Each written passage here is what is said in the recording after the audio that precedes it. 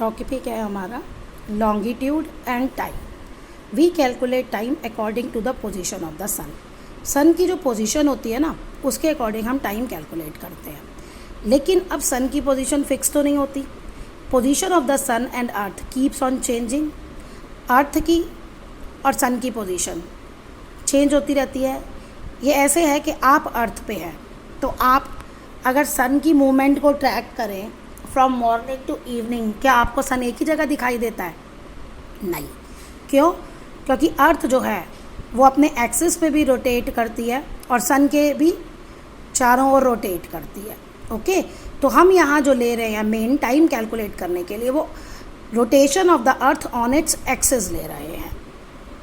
अब due to the rotation of the earth upon its axis, अब ये rotation जो है यही हमें one rotation of the earth upon its axis give us measure of the day. यानी earth जो है एक एक्सिस पे जो रोटेट करती है वो हमें देता है डे का मेजर, एक दिन का, जिसको हमने क्या रखा हुआ है 24 आवर्स।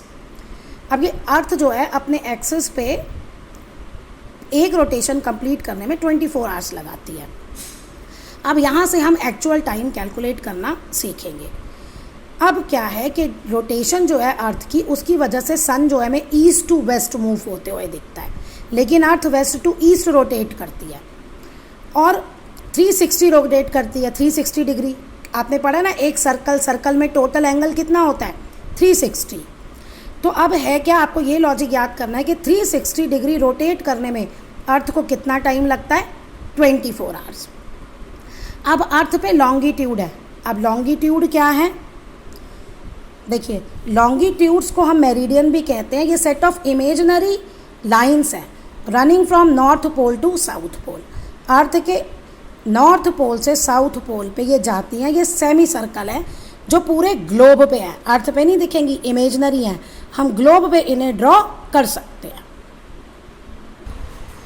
अब हम ग्लोब पे ड्रॉ कर सकते हैं। जो टोटल लॉन्गिट्यूड है ना अर्थ पे, वो 360 है। यानी हर एक लॉन्गिट्यूड में 1 डिग्री का डिफरेंस है।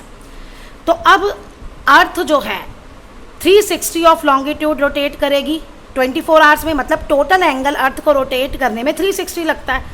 और टोटल हमारे पास जो मेरिडियन है वो भी 360 है। अब हम 1 डिग्री लॉन्गिट्यूड पे हम टाइम कैलकुलेट करेंगे। अब वो देखिए, वो टाइम हम कैसे कैलकुलेट करते हैं। देखिए, अर्थ को 360 डिग्री लॉन्गिट्यूड को रोटेट करने में टाइम लगता है 24 आवर्स। तो 1 डिग्री लॉन्गिट्यूड रोटेट करने में कितना टाइम लगेगा? यानी 1 डिग्री से 2 डिग्री लॉन्गिट्यूड पे जाने में अर्थ को कितना टाइम लगेगा? 24/360। ये तो आवर्स है। तो अब इस आवर्स को हम किस में कन्वर्ट कर लेते हैं? 60 से मल्टीप्लाई करके मिनट्स में कन्वर्ट कर देते हैं। टोटल हमारा आया 4 मिनट। यहाँ लॉजिक समझिए कि अगर 23 डिग्री लॉन्गिट्यूड पे है तो 24 डिग्री लॉन्गिट्यूड पे जाने में कितना टाइम लगेगा? 4 मिनट का। ये है इसका रीज़न। अब ये हम टाइम कैलकुलेट करते हैं। पूरा जो टाइम होता है ना, अब देखो, एक और पॉइंट आपको इसमें याद रखना है। आपकी लॉन्गिट्यूड यहाँ है, मान लो कोई भी, ये चीज़ मैं आपको दिखा रही हूँ। ये लॉन्गिट्यूड का हमें दे रखा है, ये 30 डिग्री है।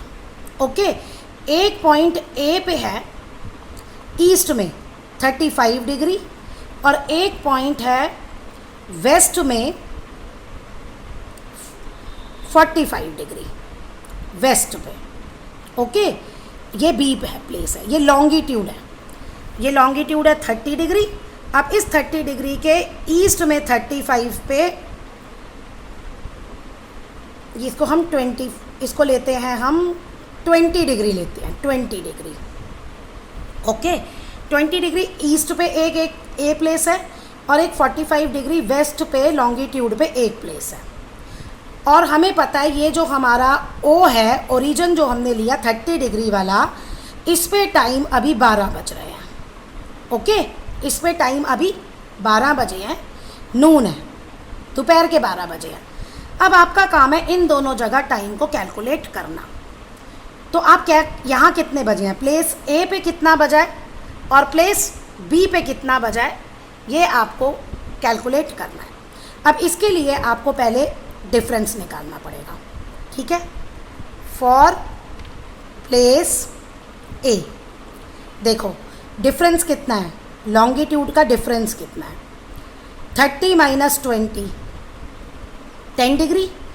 एक पे कितने का था, 4 डिग्री का फ़र्क था, तो 10 डिग्री पे कितने का डिफरेंस आ गया, डिफरेंस इन टाइम 10 मल्टीप्लाई 4, ये 40 मिनट्स आ गए, राइट।